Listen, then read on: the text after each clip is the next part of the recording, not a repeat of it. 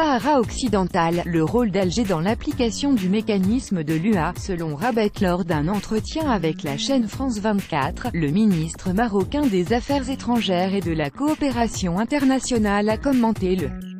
mécanisme créé par l'Union africaine pour la résolution du conflit du Sahara occidental, mais aussi les relations bilatérales entre le Maroc et l'Algérie et leur impact sur la construction du Maghreb arabe. Le ministre marocain des Affaires étrangères et de la coopération internationale, Nasser Bourita, s'est exprimé sur le mécanisme de l'Union africaine, UA, dans un entretien donné à France 24 en langue arabe le 3 juillet dernier. Il a également pointé du doigt le rôle de l'Algérie dans la résolution du conflit du Sahara occidental, ainsi que les relations bilatérales entre les deux pays et leur importance dans la construction de l'Union du Maghreb arabe, UMA. Concernant le mécanisme de l'UA sur le conflit au Sahara occidental, le chef de la diplomatie marocaine a estimé que ce dernier est nécessaire, car il apporte des réponses à un certain nombre de questions et à un certain nombre de manœuvres qu'il y avait au niveau de certains organes de l'Union africaine, y compris le Conseil Paix et Sécurité.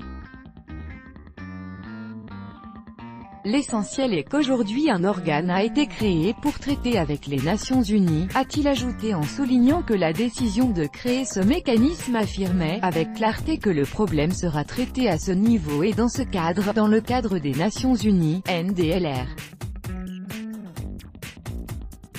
Le responsable marocain a martelé que le rôle de l'Union africaine, via ce mécanisme, NDLR, se limitera à soutenir et à accompagner le processus onusien, rien de plus. À propos du rôle que devraient jouer les pays voisins du Maroc et du Sahara occidental dans la résolution du conflit, le diplomate a affirmé qu'il y a une reconnaissance sur le fait que d'autres parties ont un rôle important, et que pour nous, le Maroc, NDLR, l'acteur principal dans ce dossier est l'Algérie. Si l'on veut trouver une solution à ce problème, il faut que cette partie, l'Algérie, NDLR, s'implique autant qu'elle a contribué à le créer.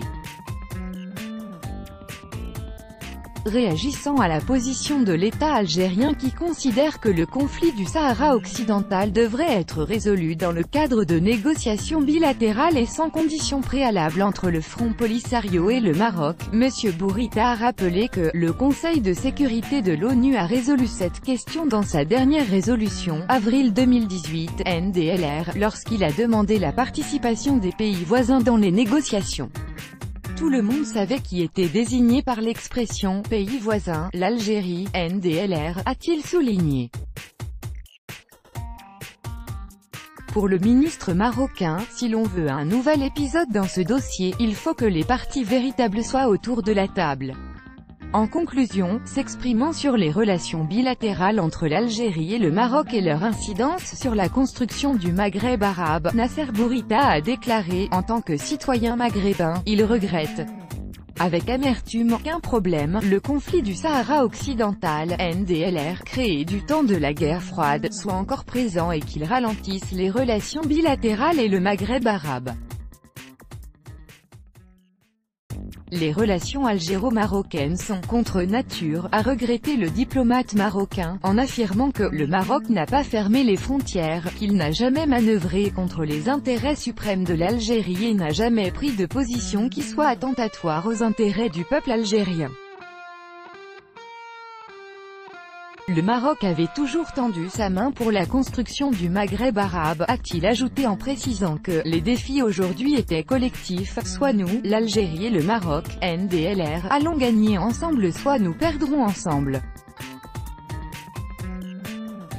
Lors de la clôture, le 2 juillet, de son 31e sommet à Nouakchott, l'Union africaine, UA, a annoncé l'adoption d'un mécanisme africain pour le règlement du conflit du Sahara occidental en collaboration avec l'ONU.